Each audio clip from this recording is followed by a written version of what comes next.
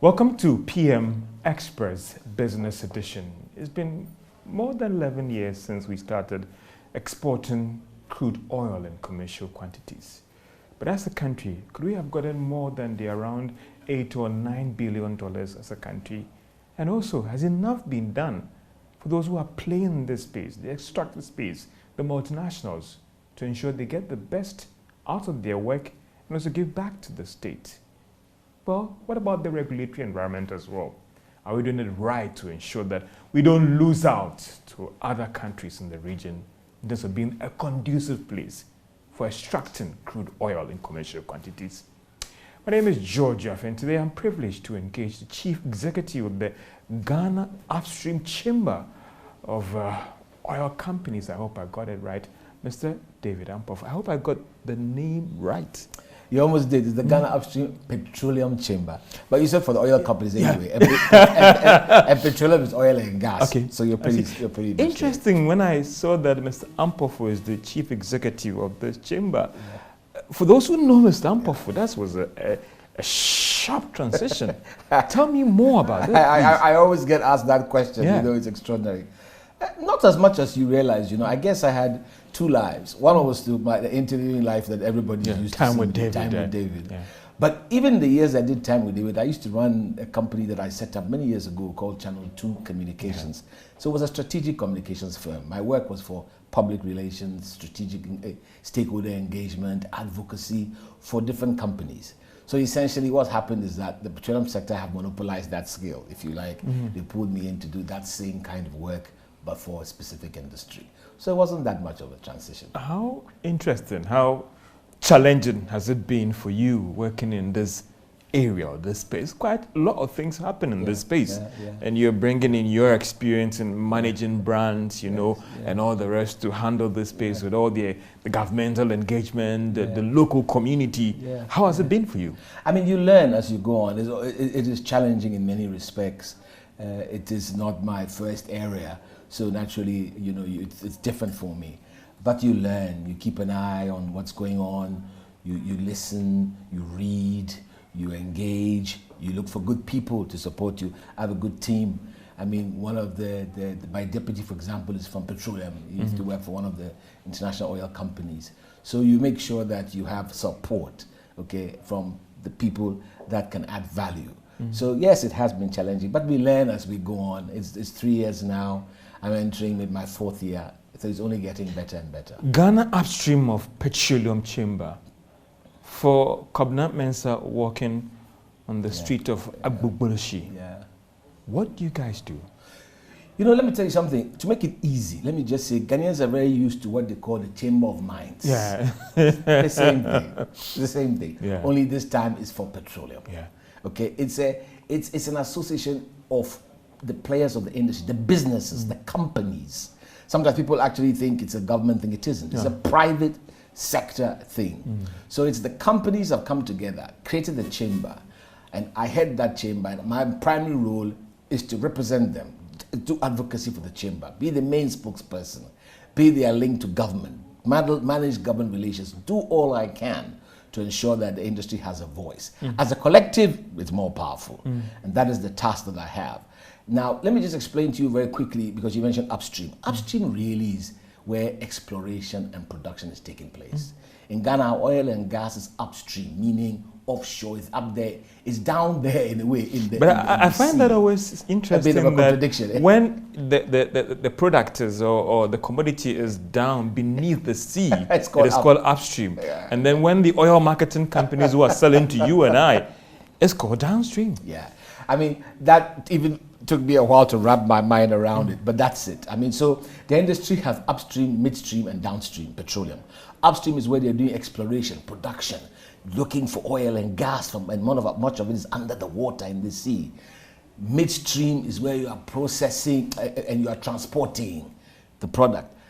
Downstream is where you are dealing with the finished products. Ghana is very used to the downstream. It's this petrol, it's diesel, all the kerosene. Those are finished products that you're trading in downstream. We are used to the downstream for many years because We didn't have our own oil and so on. But now we have an upstream industry. When we discovered oil in 2010, when we found our own oil, found our own gas. So that's where the upstream industry begins. And it all begins upstream, remember, you know, it starts from there. The product is, you are naturally endowed. We're lucky, it's a gift from God, I think, in many respects. I'll be coming to 11 years of exploration of oil and commercial fund. And there are some, depending on the school of thought or where you stand, people hold different views and very, very interesting comments. This is PM Express Business Edition. I shall engage the Chief Executive of the Ghana Petroleum Upstream Chamber. I hope they've got the name right. We'll be right back after this break.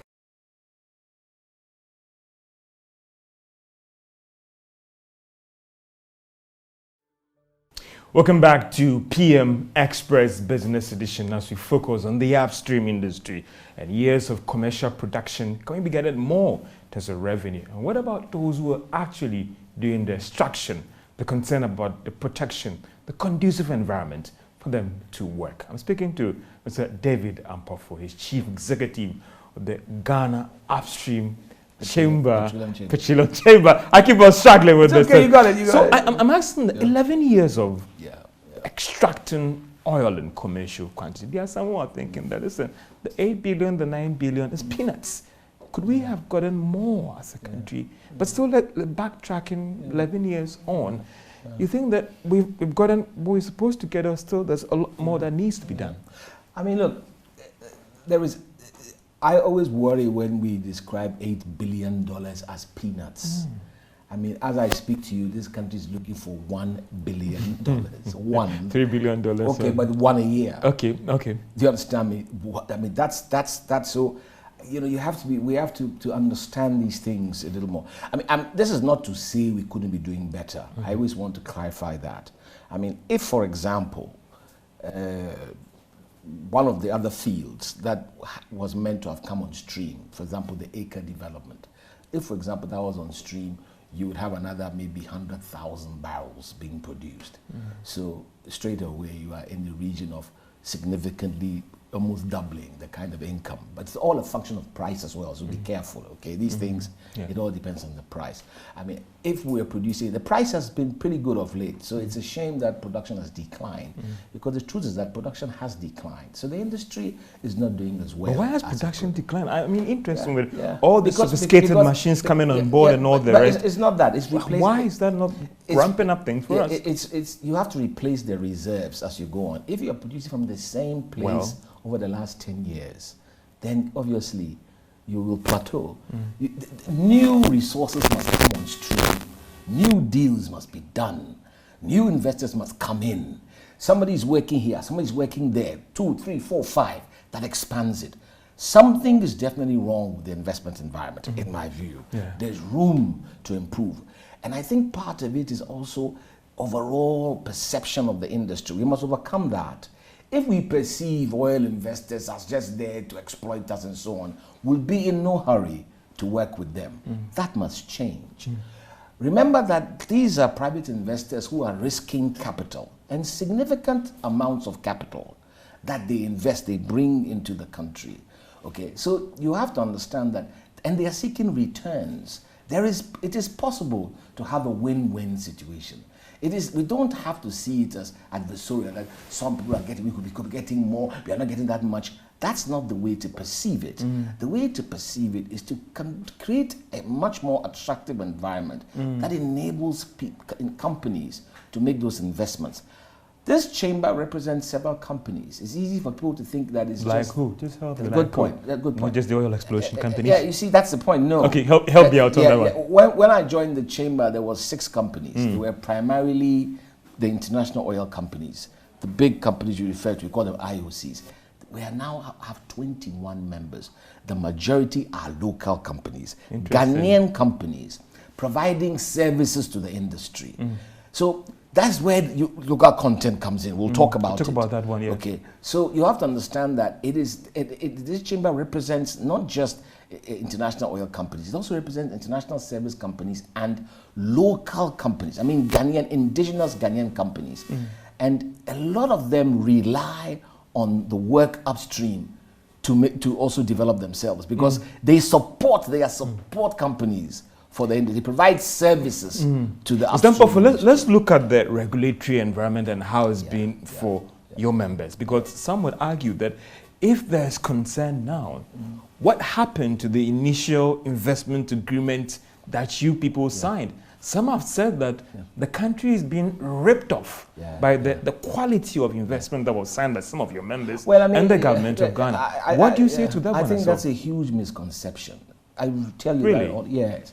I think we must be very careful with that. Because you wanted to attract your members into Ghana, and therefore we went into that, bringing you guys on board, just tied our hands at the back and signed these agreements. No, don't tie your hands at your back. It is the way you do business. You create an environment that brings people in. Because as I was saying, they are risking capital. If they just come and explore and they don't find anything, they go away.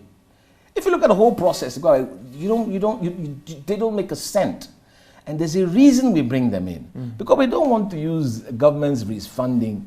We need to focus our money on schools and hospitals. We don't want to go and risk our money searching for oil upstream. That is not what we want to use our money for.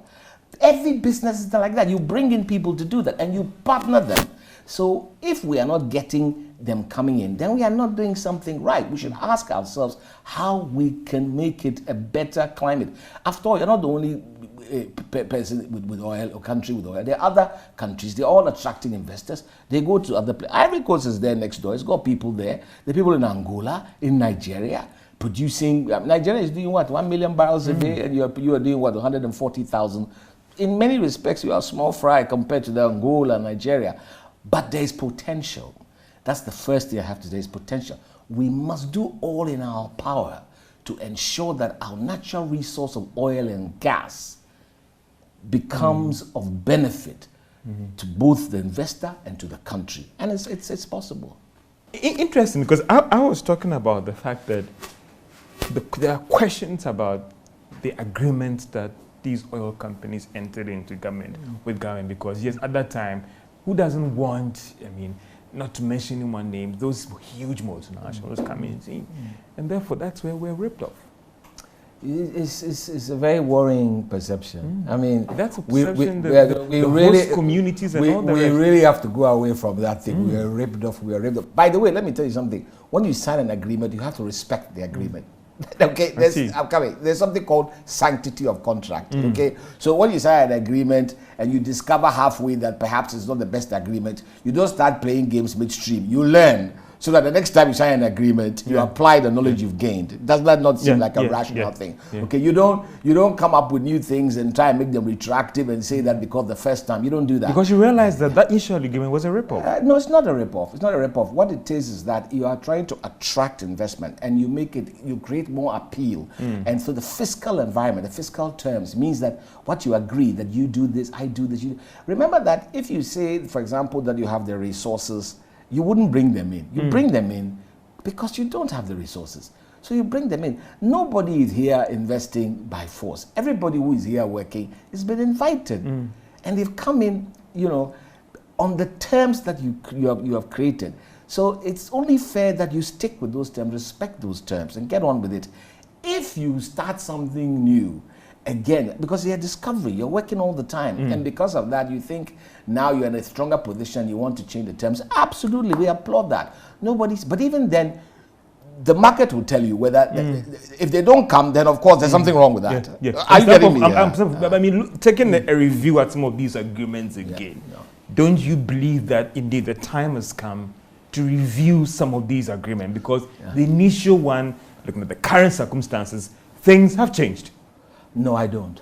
It's the first thing I'll tell you. You must be very careful. You have to think about what I call win-win. You have to approach these things win-win. There cannot be a loser. You cannot approach it as though what is good for industry is good for government. What is good for government must be good for industry. If you don't do that, you are in trouble. So I don't in any way think that's the case. I think we must be very careful with those things, that we don't end up sort of making ourselves the most unattractive place in the world. Otherwise, as I say, do it yourself. If you think that somebody who's coming for a cheating, you're here by force. Ultimately, what you do is that you must make those decisions. So when you make a decision to bring people in to help you do something, you respect the agreements you come to, and you get on with it. and you work with them. But let's be careful. You know, one of the things that worries me is when I hear this discussion is, if you really, really, and I don't want to get into that now, but examine even the agreements that you have, you will be surprised to discover that to say you're cheated is really to miss the mark. I mean, first of all, when you share revenue, remember that as a government, apart from everything, after you've taken your royalty, whatever it is, however small you may say it is, in the end, it is the government that can levy tax. So even if you were a company and it was 100 CDs and we agreed that I take 10 and you take 90, I take my 10, you take your 90. By the time you finish taking your 90, I can come back to you and say 30% tax on your 90. I understand what I'm trying to say. Yeah. So government has certain privileges by just being government. But every investor here has GNPC as a partner. I think we forget that. GNPC is a partner to all the exploration firms. All the exploration firms. It's got a share in there. It works with them. And so we have to understand the concept of partnership. Okay, you cannot make progress if your approach is that, you know, somebody somewhere is cheating you. I mean, business is business. Everybody's looking for the best. There's no doubt about it. And therefore, you are looking for the best. And you to look for the best. That's it. Find competent, find good people also who know what they are about, so that when you engage in coming to an agreement, you get the best out of it also. Then and it's a win-win. You don't sort of. So do I get from you that you don't buy the argument, the school of thought, the civil society groups, those who are pushing that? Listen, review all the agreements with all the exploration firms. It is. I don't even, when I hear it, I cannot believe it. It's so. I mean, how can you say? I mean, in the UK, they are pushing for certain levies on these exploration firms, looking at the quantum of profits you're making, windfall tax and all the rest. It just makes sense that what is happening right now. Let's review this. I get from you that no, George, hold on there. We should be careful. You have to be in the position to do certain things. Hear that very carefully. You really have to be in the position to. The market always dictates it. If really it is a matter of deciding that, no, this is what you want to do instead, go ahead. In the end, the market will tell you. Either you will get investors coming in and working on those new terms that you want, or you will notice that nobody comes at all. And remember, we are dealing with an asset that is not there forever. You are here with me and we are going through an energy transition. The thing that worries me is the risk that if Ghana is not careful, it can end up with what we call stranded assets. Okay, as the world. Are your members going because these agreements will not favor them? Is it something that they will back out? Do you think that it could push them out? No, our members. I mean, look, you see, our members. Let's be honest. What do you have really? You've only got Talo and Cosmos, and you've got ENI. Look at it. So if they will not go out, then some will say that. Then let's review the agreement now. When the time comes. By all means, do that. I'm saying when you have agreements, they are time bound. They have provisions. Respect that. If the time comes to review an agreement, by all means review it. But you don't just get up and say, I have an agreement with you, and now I feel suddenly that I'm not so happy, so I want to review it. So you want government if the agreement make a provision for that, by all means, you want government to respect the tenure of this agreement, that if it was a 20-year agreement, let's wait to 20 years. Don't rush in the middle because the current environment doesn't favor the host country. No, first of all, understand that. I want to repeat that. There's something called sanctity of contract. It's the rule number one to develop a good business environment. The worst thing is to have a reputation for changing your mind midway. It doesn't show professionalism. I've told you, if you want to get it right from the start. Don't go into things, sign them off, and then turn around and say that now I want to do them different. That is not how we do business. Forget even oil. Even between you and me, if I bought a car from you and we have a certain agreement, you want to come back to me about, and you come later and say because of so and so you want it, but it doesn't work like that. You have to understand that when you have an agreement, you must respect it. But don't let's belabor the point. Let's just understand that we must create an environment that attracts others also. The thing is that it's not sufficient investment in the sector. There's no doubt about it. And it's declining. So what are you Why talking is it declining? about? Because it's the oil same. exploration firms are not willing to reinvest the supernormal profits that they are making across the world into their host countries. Well, people say that. You say the numbers are there. Profits. Some will say. What numbers are? The numbers are there. Not to mention specifically because you're representing the chamber, but some will say that if you look at the numbers or the financials of these oil exploration firms across the world, including those who are here, they are quite huge. You see, one of the things that we must always remember is that when people make investments, and it's going on all the time, even today, Tel is making additional investments as we speak in order to keep things going, sustain stuff, even today. So it's an ongoing thing. People are investing money as they go on. You have to understand how that works, okay? To assume that people are just making super profits and that therefore they should do that, it doesn't work like that. That's the point I'm trying to make to you. And it worries me a lot because I can tell, and it took me a while. You have to be there with the industry to understand that that is not the way things are.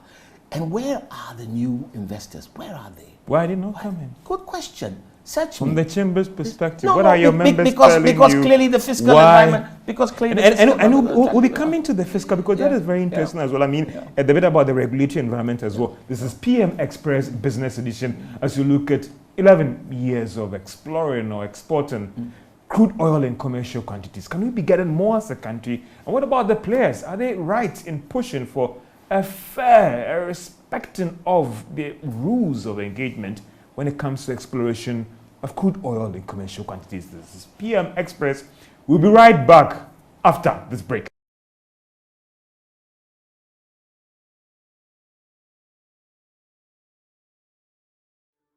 Welcome back to PM Express as we talk about oil exploration in Ghana and whether we can be getting the best out of this industry as a country, or maybe we are not doing enough. And what about those who are extracting that product down the seabed, and whether we're doing the right thing for them as a regulatory environment or not? Mr. David Ampofo is Chief Executive of the Upstream Chamber, of Petroleum Chamber, with all his members and all the rest. Let's come to the fiscal environment. And some will also say, in London, as I said earlier on, I mean, they are looking at windfall tax and all the rest. And we'll come to recent development that has caused all of us worried about how it should be happening. Some are saying that corporate tax get more. Some are saying that, listen, review the law so that these oil exploration firms don't sink in so much investment and then we cannot get anything. Let's look at the fiscal environment as exploration firm. Let me tell you something that I think we forget. I mean, there's always room to improve a fiscal environment. But the real issue is that investors, what they want and what works is predictability and stability. Do you want stability agreement? No. Something's been done for the mining firms. I'm just asking whether the oil companies also want. I'm not talking about that. I'm talking about stability. I'm just saying that keeping your word. Predictability. I mean, it's between even you and me, it's very risky to get involved in things where that can change anyhow at any time. Yeah. So it is very important that we understand the value of people being able to predict and to have a stable environment. Because if you don't have that, then you don't really, the risk is just huge. Nobody wants to put money into a place that they can't sort of tell what's going to happen. Anything can happen at any time. So even as we can always improve a fiscal regime, it is those things that matter, the conduct of business. It is avoiding bureaucracies. You'll be shocked, red tape. Things that is that a problem for your members? Things that you're still struggling to even clear? Is that the situation on the ground? Help me out. Is that happening? Yes, it is. There's serious regulatory there's room bureaucracy and all the rest. Is that happening right now? There's always room for improvement. But is that happening? But it exists, yes. So different is that affecting government the oil agencies, companies? Yes, it can. So different agencies make different efforts. I know, for example, that recently, and I had a chat with them, the Petroleum Commission, for example, was looking at ways where some of the things are done online. That's a good move. Do you see what I mean? That's an example. Aren't we coming too late in that space? Because why should that be a problem if I just have to get a clearance for something to move? Well, that's the thing, you see, and that is why I was saying to you that the perception of the industry is very important, that it is seen in a different light. Because if you see them investors as adversaries or as people that really are just out to rip you off. You are not in a hurry, in any case, to be supportive. But we need to get past a lot of that, and I think that is crucial. It is so important that we understand that there are different parts of the world competing for a certain amount of money.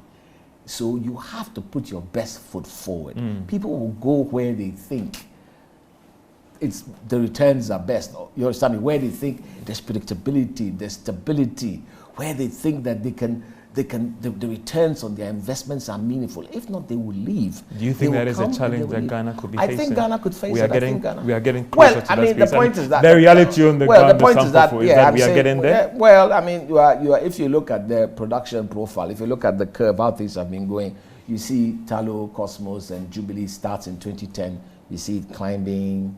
Okay, then maybe it starts plateauing. Then ENI kicks in 2016. So you see the curve going up again because there's another investor who thinks is moving. Now, who's next? Would you blame that on the regulatory environment, or would you blame that on the lack of critical investment in CapEx? Sophisticated 3D and all the rest is coming and all the rest. And some would say that would it be fair to put the blame on regulatory environment or the fact that those oil companies down there are not sinking in the required investment to get these things ramped up? Look, there are multiple things. A lot of these things are never really the result of just one thing, okay? I mean, there are even challenges across the world. You know, even COVID in 2020 has put all kinds of pressure on this industry. There are companies now in exploration who really want to explore. They're looking for rigs. There's a queue to get a rig. I mean, you're dealing with $450,000 and that affects your exploration activities as well. $450,000 a day for a rig. Maybe it can be a bit more in some instances. And there's a queue, and you can't easily get it.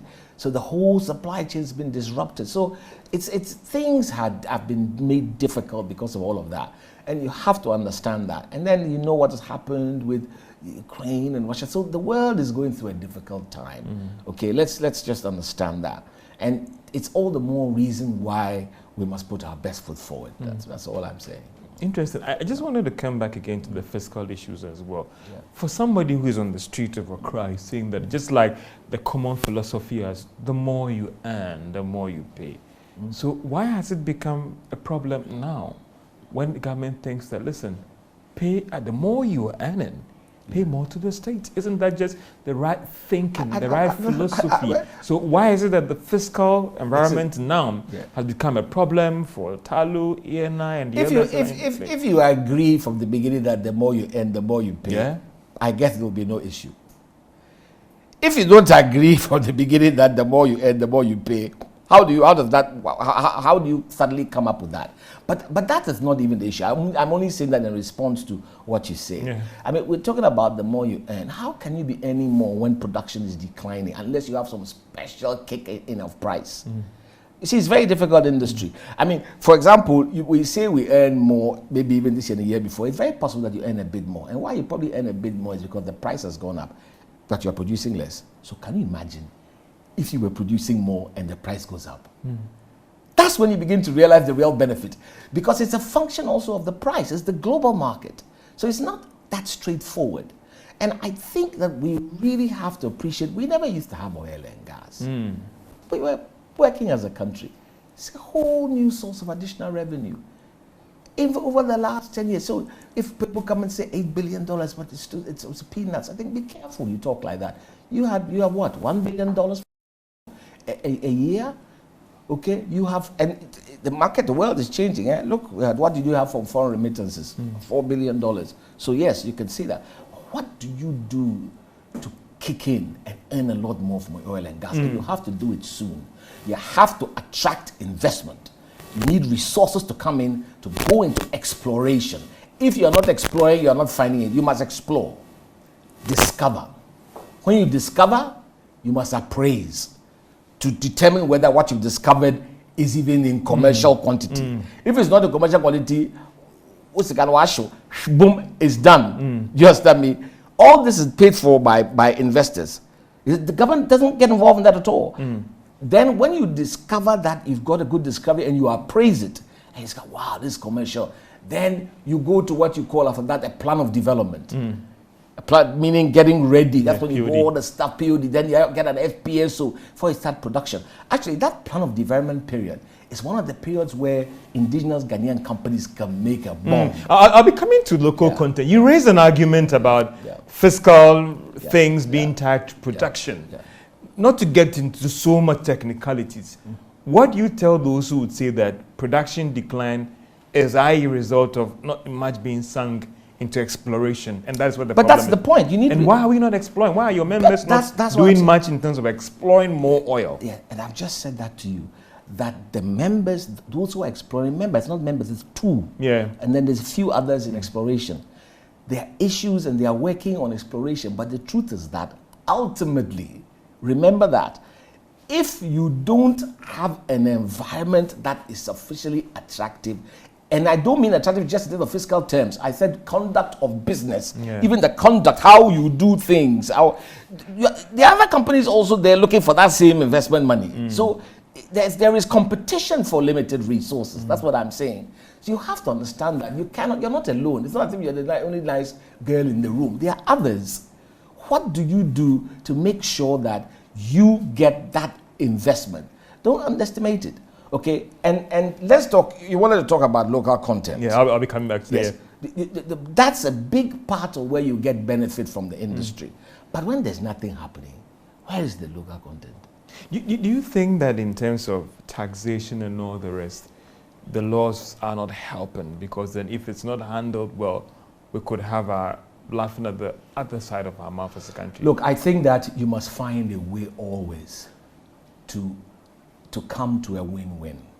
I think how do we do that? Because there are some saying that every player wants to outwit the regulator. Well, but that's the point. You give and take. Even Facebook doesn't want to pay taxes in some of these. Apple doesn't want to pay taxes. Well, that's fine. The rules are there. Make the rules. If the rules make it not pay taxes, it will not pay taxes. If the rules say it should, it will.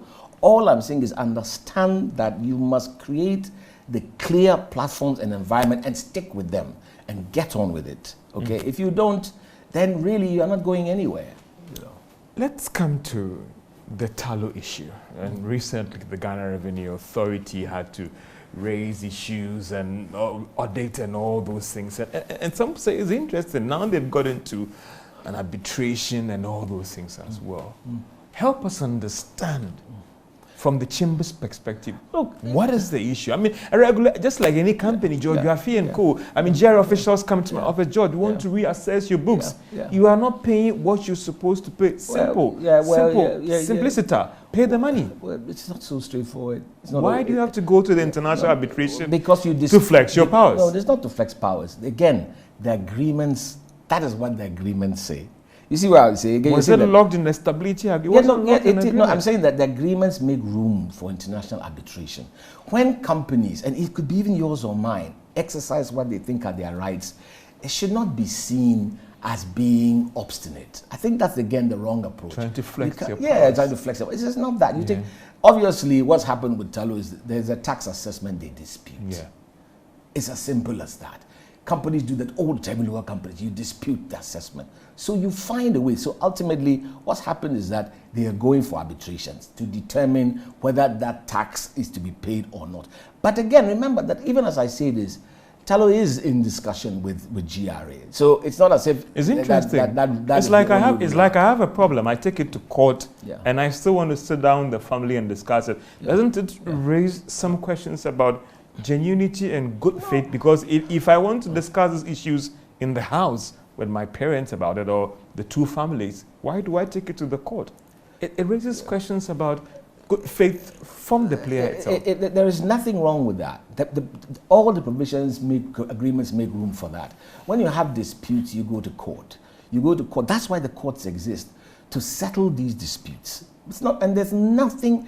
I mean, it's untoward when that happens. It is the way a lot of business is done.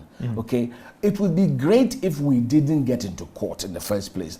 Do you think we could have avoided that? Oh, I think we should work hard in all. Do you think in Tallow's case we could have avoided that? It's hard to say. It's very difficult for me to say that they could avoid it or not. But I know that when people can get resolutions without having going to court, I would imagine they would prefer. Is the environment helping the extractive firms, the oil firms, to address all the grievances that we don't have to get there. Again, one thing that we are working to deal with is to not to create the impression that this environment is hostile for these oil companies.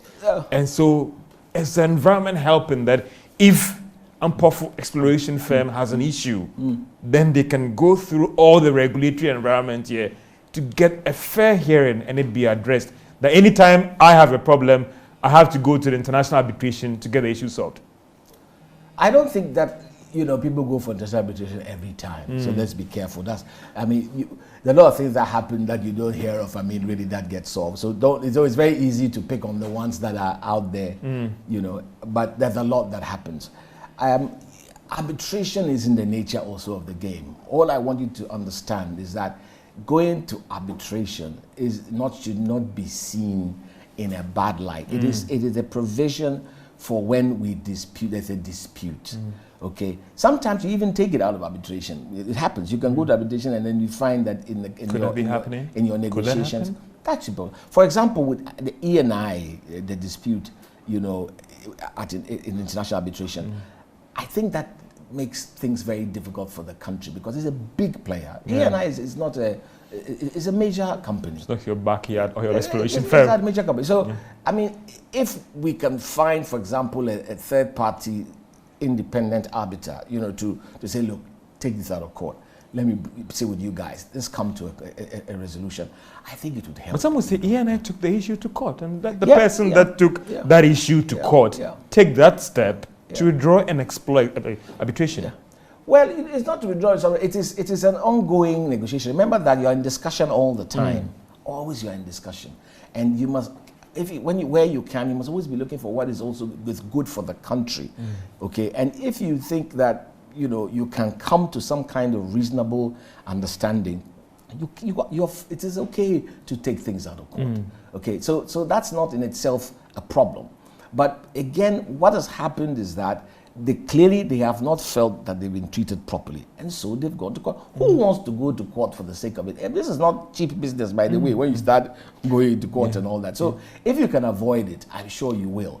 But it's the nature of the game. And the government is saying that unitize your field. That's best international practice everywhere. Well, you say that. That's one side of the story. Okay? What is the other side we don't know? The other side I know is that the ENI does not consider that field as a field that should be unitized at all. They believe that there's still work to be done to determine that. Okay, unitization is not the first time it's happening, and there's best practice for unitization. So let's look at it clearly.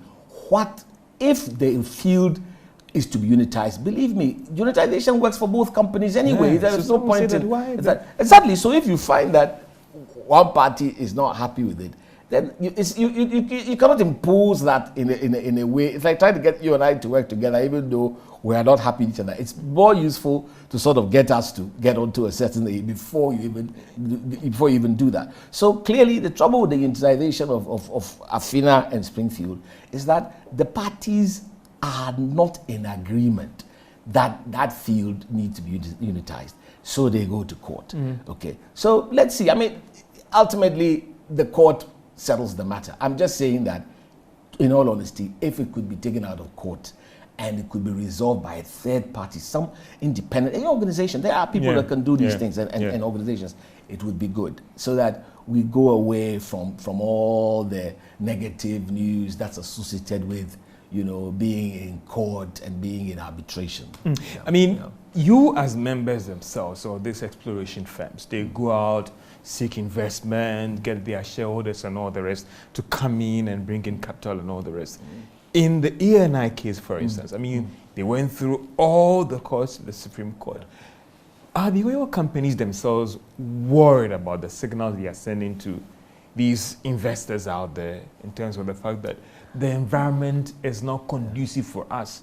That is why we are all running to the international arbitration. Look, they are here. The signal is sent for some of them, or for some investors. If I have money to invest in oil or black pool and all the rest, they will be worried about the fact that what kind of regulatory environment do you guys have in Ghana? I agree. And are you worried about that? Because it will impact on investment attraction. Absolutely. That's precisely the point I'm making. Because you know, they're also watching, the new investors are interested in how the investors who are there are being treated. What's happening, let's put it that way, not being treated. Let's say what's happening with the people who have already invested. And I say this all the time. I see government spend time on road shows looking for new investors, and I've always said that's fine. But there are people here who have already invested. They have infrastructure in place. Let them invest more. They can do more. They have FPSO sitting there. E&I has fields is discovered. You're looking for people to come and discover. I'm saying they have discovered. And yet there's no production, partly because of what's going on.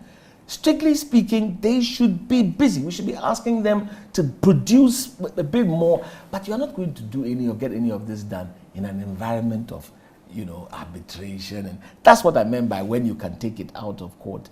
Do that so that you can get on with the real business. The companies are here to drill, to explore, to produce. They're not really here to be. How is your engagement with government like? I remember recently I had an interview with the Deputy Minister of Energy, and I got the indication about even with plan of development, if it's being dragged, you know, move on, you know. The signal I got from that interview wasn't good, where they are not prepared to negotiate this plan of development with you. Granting requirement for new fields, they might move on, they might give the license to other companies. What has happened? Is the relationship turned that acrimonious? It could be better, and significantly better. I mean, you said it yourself. I mean, I would be the first to say, you know, that when you say the minister mentions these things, the deputy minister, I'm sure that he has those concerns. What are the issues? What do we need to address? Let's address them. But it appears it is dragging for him to say it means that it's not being plan of development will not be approved if the posturing and not approving new license and all that. What is happening? I mean, look, you talk about not approving new license. Remember that in 2019 we had like you have the bidding round. The first time, if you want a block for oil, you bid, and about 6 licenses were given out. Last month, the MOUs in connection with those licenses were cancelled. 3 years. All that time, all that effort, all of it is gone to waste. What is it that couldn't be resolved that creates a situation where you have to go to zero? This business will take so long. When you put money in, it takes so long. It can take up to 10 years before you even begin to see oil. I think Ghana is a bit spoiled because of Jubilee. Because they got oil in 3 or 4 years in Jubilee, they think that's how it's done. Well, look across the world. It can take up to 8, 9, 10 years before you see first oil. So you can't be starting all over again, going back to zero. I mean, we have to ask ourselves these questions. Do we want to generate resources for the country's development from our oil and gas resources or not?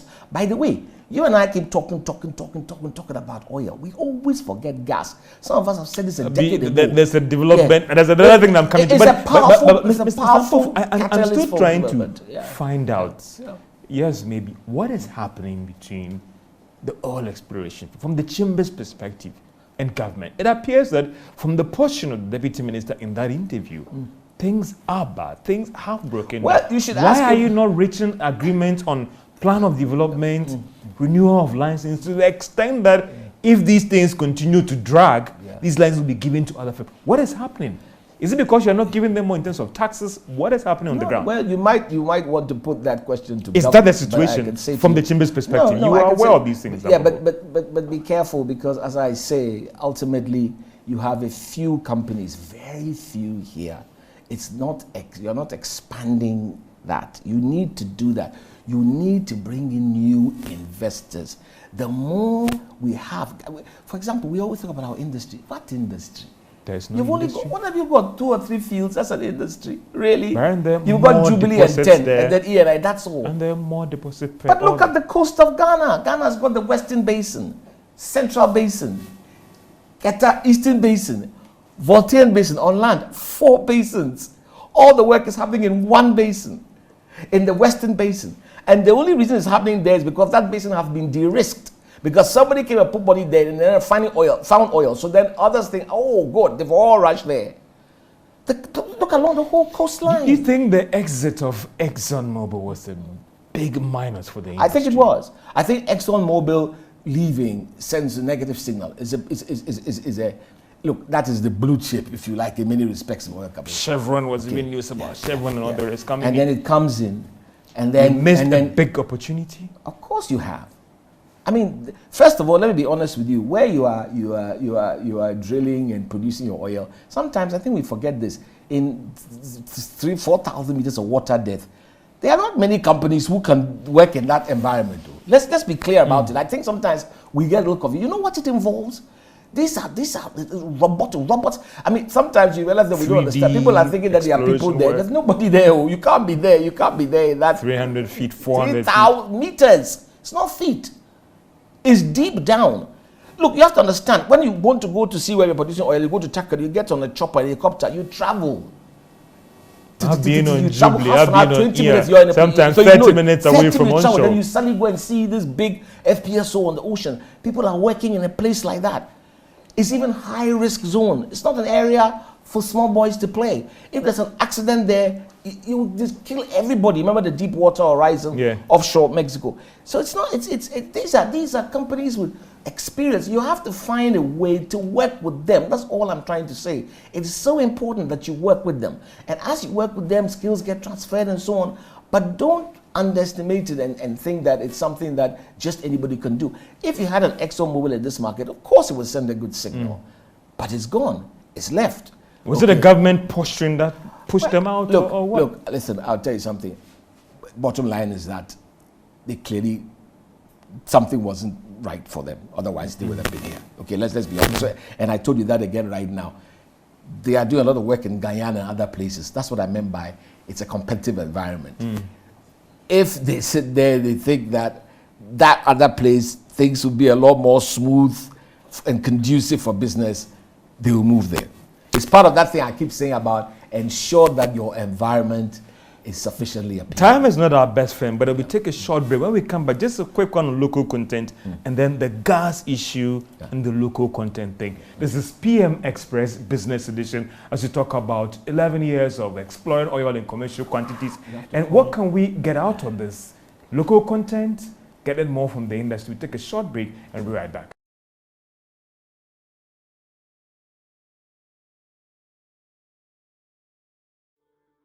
Welcome back to PM Express Business Edition as we talk about oil, the players, regulation, and getting the best out of it.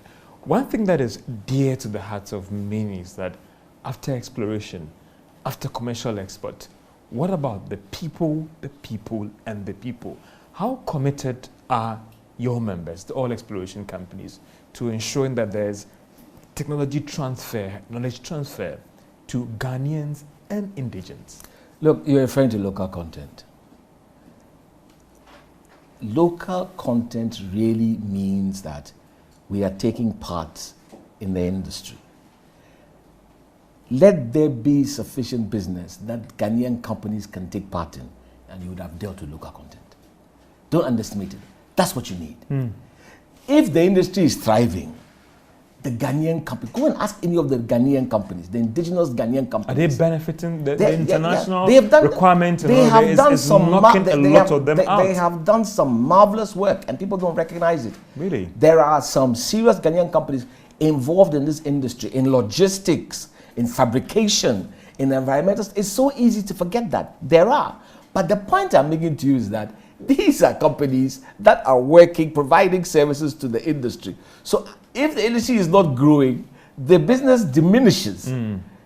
Okay, that's what I mean by we have to do all in our power to grow the industry so that local content can be meaningful. Local content, what does it mean? Content of what? It is a part ensuring of that it means having a part of something. It and ensuring that the human resources, skills as well benefit from this industry. But that's what the companies will do it for you. Leave it to the companies. And there those things just related and external. What about the hardcore oil? No, I'm talking about oil companies. The hardcore oil. Are Ghanaians still getting the bite of it? I'm talking about oil service companies. Make no mistake. But why are they in the chamber? The chamber is not made up of Ghanaian companies who are providing catering.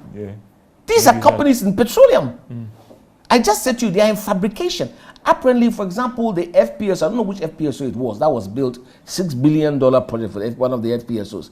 I think something like $1.5 billion went to indigenous Ghanaian companies. In terms of money. Building some of the parts that were going to the FPSO. So what I'm saying is grow the industry, let there be work. When there is work, everybody gets some. Increase the size of the pie rather than fighting all the time about a diminishing pie. That's the difficulty. You think that a successful local content is dependent on an expanding industry? I have no doubt in my mind that local content is a red herring if you are not growing the business. But you're not growing the business, so how is there local content? It is having a part of what exists. If that gets bigger, your share gets bigger. You can't sit around and talk about local content when the industry itself is not doing well. So remember that we are key.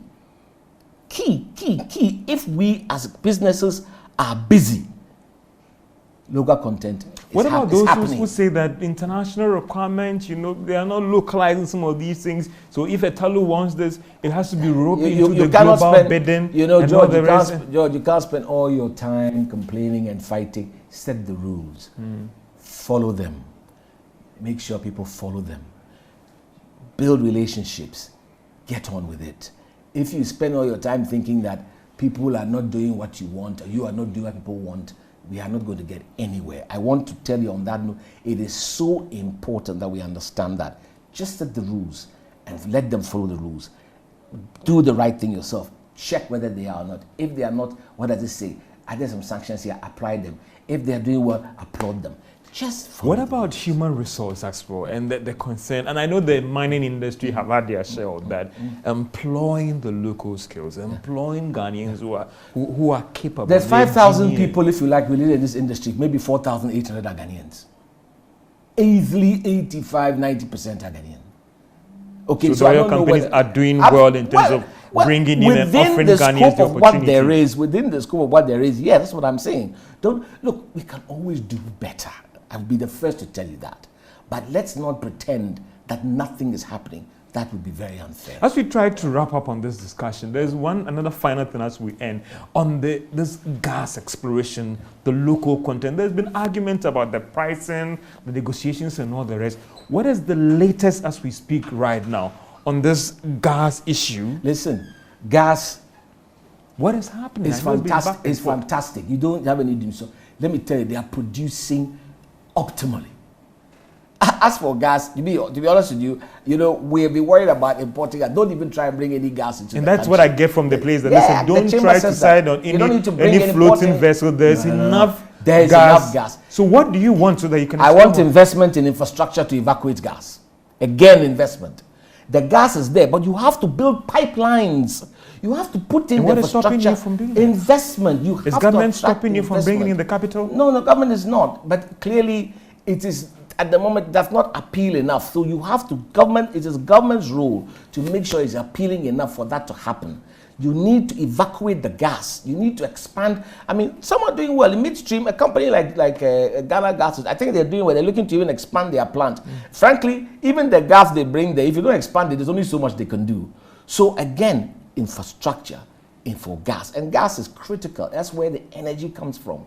That's what we're going to use to transform this country. We must go beyond just gas for power. We should look for gas for fertilizers. We should look for gas for, are you getting it?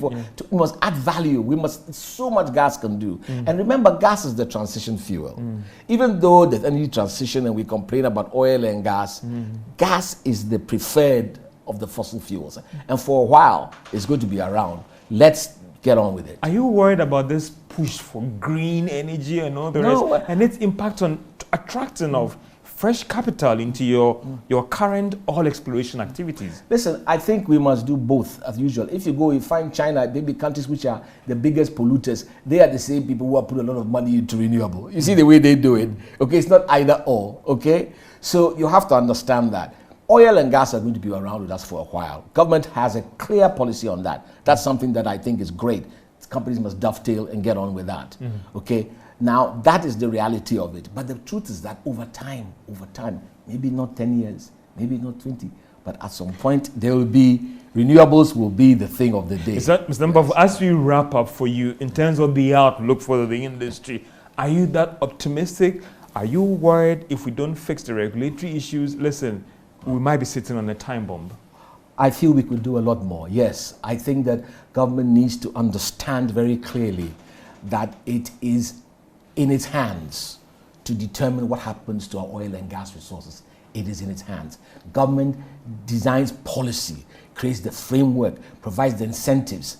It has to see industry as partners and work with them rather than see them, if you like, as some kind of adversaries who are trying to take what they want. That's not the way to do it. Are you worried that if things are not handled well, then there could be problems? Well, I mean, there will be the opportunity presents itself to work hard to address all these issues. I am worried that we could very easily miss some great opportunities. We need to sit back and think through it and ask ourselves, what are we doing right? What are we doing wrong? What could we do better? There is potential. Make no mistake, there's potential. But we must do the things that will enable us to realize Your final words to Ghanaians out there who are worried that 12 years, 10 years, they feel that, listen, well, I could benefit more. I mean, I'm a petrochemical engineer. I'm still not getting an opportunity in this industry. What do you tell to these people, and then even the host communities as well, in terms of your final thought to them? Listen, even for petroleum engineers and people looking for opportunity, it's all dependent on a growing industry, isn't it? So we've said, as the industry grows, when the industry gets bigger, when there's more happening, there's more opportunities. When the industry is beginning to shrink, when the industry is getting smaller, there's less opportunity. So understand that. Everything is connected. These are not things in silos. We have to get it right. When we get it right, the impact is across board. Communities, we are fortunate. I mean, it's not the biggest issue because you are not sort of drilling oil on land. That's in Nigeria. But there's still some disagreement somewhere, some of these communities. So we must work with them. You must always remember that's your social license. You must keep them involved. You must do what you can. Companies, we're working at, must coordinate even social responsibility issues so that they can begin to feel the impact. They can know that there's a resource offshore, and as a result of that, this is what we have. You cannot neglect them. That just won't work, and the companies know that. Mr. Mbafo, I appreciate your time so much. Time wasn't our best friend of ours, but we'll have another opportunity to still talk more about the industry and the chamber of upstream petroleum.